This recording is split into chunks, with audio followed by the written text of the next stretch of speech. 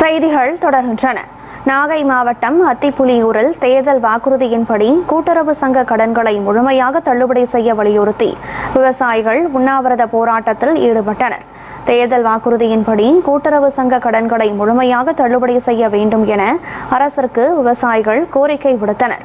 இந்நிலையில் தமிழக அரசிற்கு எதிர்ப்பு தெரிவிக்கும் வகையில் திருவோடு ஏந்தியும் வாழை இலையில் மண் வைத்து தின்றும் நூதன முறையில் போராடிய அவர்கள் கடன் தள்ளுபடி மற்றும் தேர்தல் வாக்குறுதிகளை உடனடியாக நிறைவேற்ற வேண்டும் என வலியுறுத்தினர்.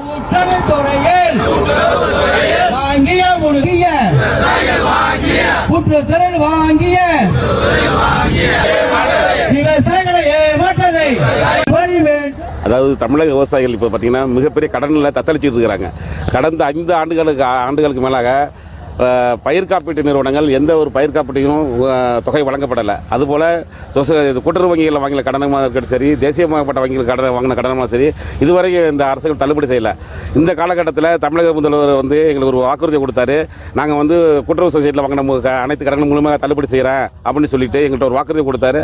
அந்த வாக்குறுதி அடிப்படையில் அவர் நம்ம தேர்ந்தெடுத்தோம். ஆனால் இன்றைக்கி பார்த்திங்கன்னா அவருடைய சூழ்நிலை தலைகளாக மாறி இருக்குது. சொன்ன மாதிரி அவருடைய வாக்குறுதியை நிறைவேற்றாமல் தவணை முறையில் 5000 தள்ளுபடி பண்ணுறேன், 10,000 தள்ளுபடி பண்ணுறோம்னு விவசாயிகளை ஏமாற்றும் விதமாக ஒரு அறிவிப்பை வெளியிட்டிருக்கிறார். இப்போ நாகப்பட்டினம் மாவட்டத்தில் கிட்ட 1 லட்சம் ஏக்கருக்கு மேலே குறுவை சாகுபடி செய்கிறதுக்கு தயார் நிலையில் நாங்கள் உறுதியெல்லாம் இருக்கிறோம். அந்த நிலையில் ஜூன் 12 தண்ணி திறக்கலை. தண்ணி திறக்காத காரணத்தினால குறுவை சாகுபடி பொய்த்து போகக்கூடிய சூழ்நிலை இருக்குது. இதெல்லாம் கருத்தில் கொண்டு தமிழக முதல்வர் அவர்கள் இந்த கூட்டுறவு வங்கிகள் மற்றும் தேசிய வங்கிகளுக்கு வாங்கியுள்ள அனைத்து கடன்களையும் விவசாயிகள் பெற்றுள்ள அன்று முதல் இன்று வரை பெற்றுள்ள அனைத்து கடன் முழுமையாக தள்ளுபடி செய்ய வேண்டும் அப்படின்னு நமக்கு ஒரு கோரிக்கையாக வைக்கிறோம்.